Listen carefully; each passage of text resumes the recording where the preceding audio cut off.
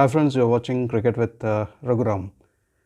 In the fourth and final test match played between India and England at Narendra Modi Stadium, India won the match by an innings and 25 runs and took the series 3-1. Won the series 3-1. Not only India won this match and the series, but also qualified to play the finals of the World Test Championship. So they will now be playing the World Test Championship finale against New Zealand in June. New Zealand is not an easy team to beat there. So, but it's good that India made it to the final and it will be an encounter to watch. Hearty congratulations to Team India for winning this match, the series, and heading into the WTC finals.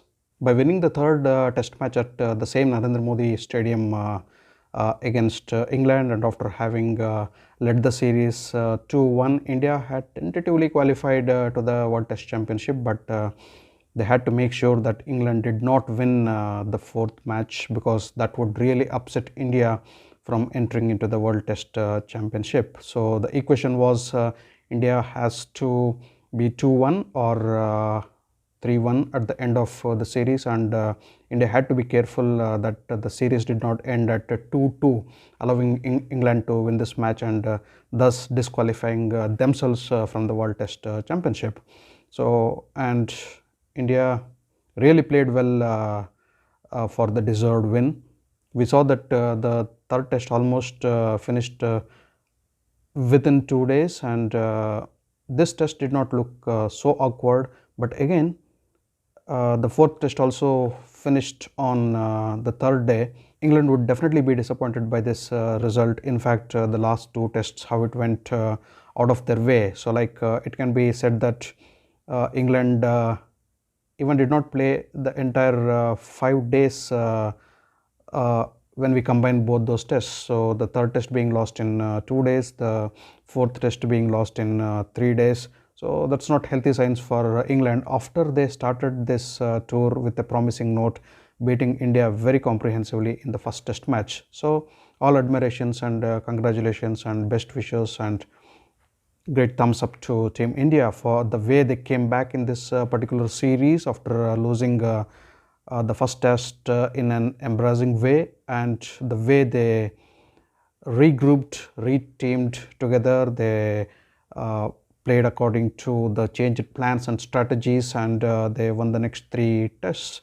So that was really awesome to see India do really well in the test series after being 1 down. So just as they did really well in Australia. So 2 back-to-back inspiring series for India, for Kohli and men. Now I feel England should definitely not blame the pitches as some senior English players and some of the critics putting the blame on the pitches, so that pitches behaved in an awkward way and in a horrible way. So we need to remember and see that India also played on the same pitches on which England played. So it is always difficult to play on Indian turfs for the visiting teams, but England had not done really horrible, or England had not played really bad in their previous outings to India. So they need to look at something else to blame upon: their batting, their team composition, the strategies which did not work for them, instead of making the blame games and just keep on blaming the pitches for their loss. Now we'll come back to this test 4, and let me just analyze what exactly happened on those 3 days which eventually got victory to India. So batting first, England did not look convincingly at their best. They were all out for 205 runs in spite of Ben Stokes and Lawrence putting all efforts to build up and pile up some runs in the middle. So eventually Stokes was the top scorer for England with 55 runs, and Lawrence walked away with 46 runs. In fact, they were the top 2 scorers. Much of the batting did not click for England, as again they were trapped by the spinning wizards of India. Akshar Patel was once again among the wickets. What a debut series this man is having. So he picked up 4 wickets. Ashwin was not far away. He picked 3 wickets. So Siraj and Washington Sundar too were not far away, so they did their best, whatever they could do. As I said in my previous video also, Washington Sundar is probably being looked at as a batsman or a batting bowler or a batting all-rounder rather than a bowling all-rounder. We could see Indian captain use Washington Sundar's services very less in the bowling department. I should say almost negligible use of Washington Sundar in the bowling department. So since England had 205 runs on board, it looked like India would make a merry of the chase, and they could easily get with the batting order India has, and it looked like India would easily get those 205 runs and also pile up a big total over those 205 runs, give a big lead and tentatively bat England out of the game. But India too did not have a dream start. So India had lost 4 wickets for just 80 runs on board, and the scenes were looking really scary for India. And at 146 for 6, even 205 runs were looking like uphill task for Team India, with not much batting left over. But we need to see our Spider-Man Rishabh Pant was holding one end. So before this, Rohit Sharma made a fighting 49. He really struggled to make those 49 runs, but from the perspective of the match, they were really valuable runs with all wickets falling in and around him. He made sure that he held one end, and with Pant he showed some promises that India could build up a big total there. So after the dismissal of Rohit Sharma, and after India having lost 6 wickets for 146 runs, trailing England by not many runs, but at least a few runs where England could have bounced back and got India all out below 200, there came 2 important partnerships, 2 important, very important 100 runs partnerships for the 7th and 8th wickets. I should really appreciate these 3 guys who put their hearts out, who showed character, who showed intent, content, stood there and gathered sufficient runs for India to give a 165 lead over England's total. The 7th wicket partnership came between Rishabh Pant and Washington Sundar. Rishabh Pant, what I should tell, this person is growing in stature match by match, match by match.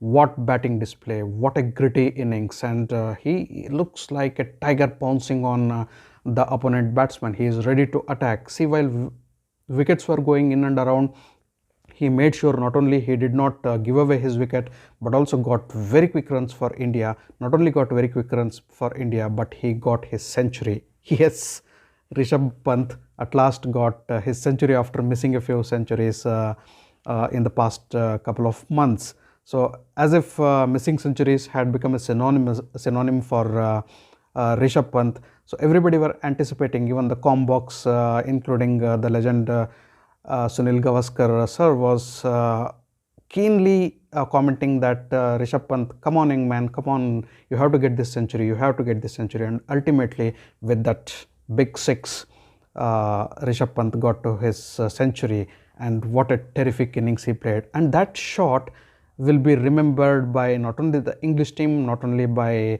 the great England bowler Anderson, but also by the cricket fans and the cricketing world for a pretty long time. That reverse sweep or the reverse shot he hit of Anderson was really worth watching, worth remembering, and a memorable shot of the match, I should tell. And the way he attacked the England bowlers, so Anderson and even the other bowlers, it was really pleasant scenario to see Rishabh Pant. Rishabh Pant has become a pleasure to watch while he is batting. So his batting is improving his wicket keeping skills. I'm not telling that he is gathering all the balls, he is dropping some easy ones, but he is making sure that he compensates for those with those wonderful acrobatic and athletic catches and quick stumpings. He's really getting good behind the stumps also. So we never know which is contributing to which. So I would definitely look that his batting confidence is really contributing to his wicket keeping abilities. So the emergence of Rishabh Pant is clearly seen, and in the days to come, Rishabh Pant will really be a scary dream for many team captains and also many teams who will play against India. And while Rishabh Pant played superbly, at the other end, there was another hero batting out over there, Washington Sundar. Again, I would tell Washington Sundar's role in Indian cricket team right now is debatable, or it's really confusing. So, as I said, Indian team is moreover looking at him as a batting all-rounder, but what is his role in the team? What is his position in the team? Will he stay in the team or not? When especially Ravindra Jadeja comes back, so he's a key component of Indian team too. What will happen to Washington Sundar? What will happen to Akshar Patel? So we definitely don't know. So I wish this young man Washington Sundar stays and plays long for India. So because he is batting superbly, if not with the ball, just like Rishabh Pant with his batting going really great guns, and his confidence contributing towards improvisation of his wicket keeping technique. Maybe we can't tell Washington Sundar's batting confidence can get into his bowling arm, and he might just start bowling really well and start getting wickets. I'm not telling that he is bowling bad, he is underutilized. Probably Indian think tank is looking at him as a batsman rather than a bowler. He is underused, totally underused, or not at all used as a bowler. So he's not given many overs. He picked one or two wickets in the series here and there and contributed with the ball as well, and showed that he is a good all-rounder and his bowling abilities are good. But with the opportunities he got with the ball, so it's very difficult to tell that he will be considered as a bowling option or a bowling all-rounder in the future days. So probably he'll be looked at batting all-rounder. Again, what will be his place when Jadeja comes, we definitely don't know. I can't really see, but I genuinely want him to be placed somewhere in the team, because he's contributing balls, he's contributing great runs in the lower order. That is what India will definitely be looking. So in most of the matches when we see from Australian series and this India-England series, when the top end fails, so when the top order has failed, the middle order and the lower order has really contributed well for India, and Washington Sundar is one a person who has used his opportunities, who has grabbed his opportunities by both hands, and he is really batting like a master. So like I could see his technique of batting, his application, his concentration, his focus, his determination to get runs, his determination to build a partnership with key players is really astonishing. How would you leave Washington Sundar out of the team? I don't know how he will be planned into or implanted into the Indian playing 11, but he is a class to watch. He is really a class to watch.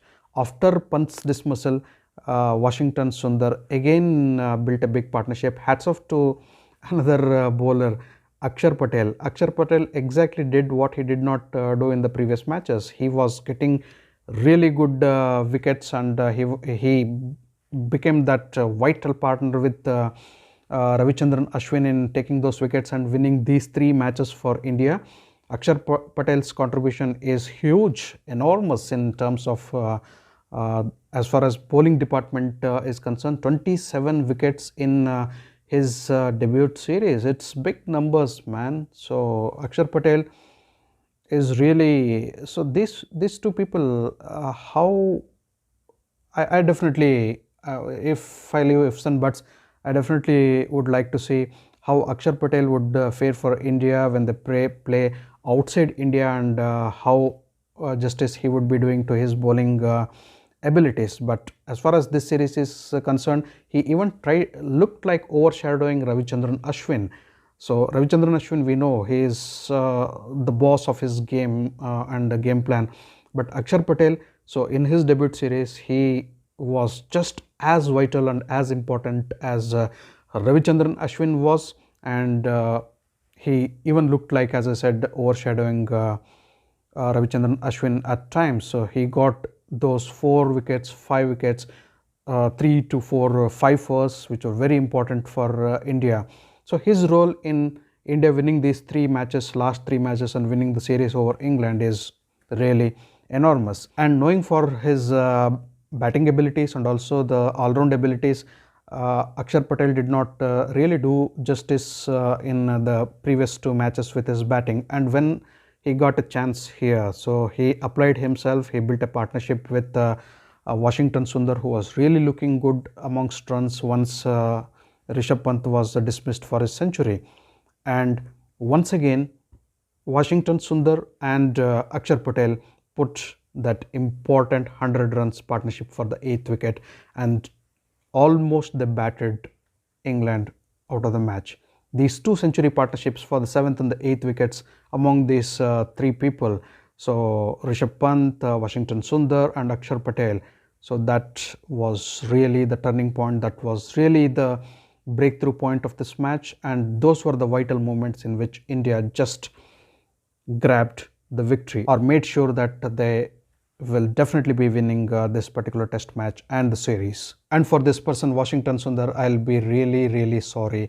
I felt really sorry when he missed out on his 100. What a century it would have been. He really deserved, Washington Sundar definitely deserved that century.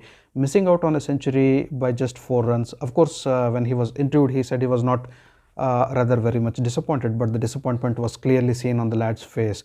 So he definitely deserved that century. The bad luck was Akshar Patel, who was really batting well and had put 40 odd runs.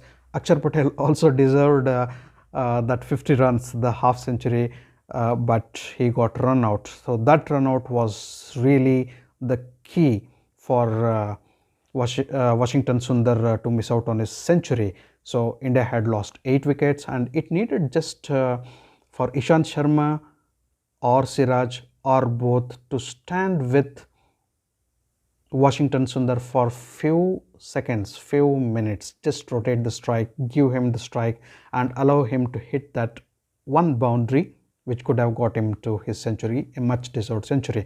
But the ill fate of Washington Sundar, after playing such a superb knock and being a key component of 200 runs partnership, he missed out on getting a century. Yes, we can tell that he has a lot of opportunities and he can get a lot of centuries going ahead in the future matches, but century is a century. Missing a century by 3, 4, 5 runs is always horrible to see, and really I felt bad for Washington Sundar. Ishant Sharma and Siraj could not stay long, and they were eventually dismissed in quick successions, and the poor Washington Sundar had to go back disappointed, being not out on 96 runs. Yes, he was not out on 96 runs. That was another terrible thing for the poor lad. Yes, but for all his efforts, I would definitely give a big thumbs up for Washington Sundar. So again, big thumbs up for Rishabh Pant and Akshar Patel for making that possible. India eventually got 165 runs lead, and India were bowled out for 365 runs.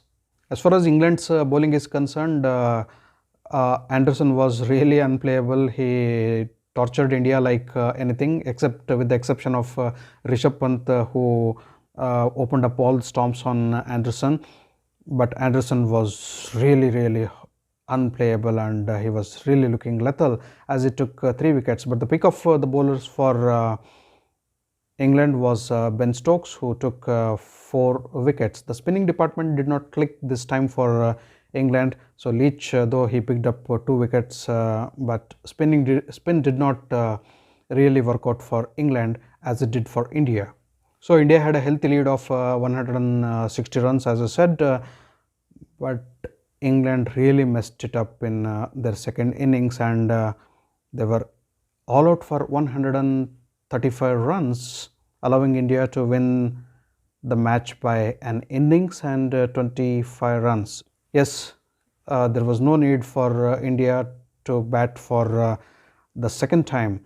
So though England could have easily got those 160 runs and probably would have given some lead, maybe of 150 runs if they would have batted really well. So but they really messed it up. They really messed that 160 runs.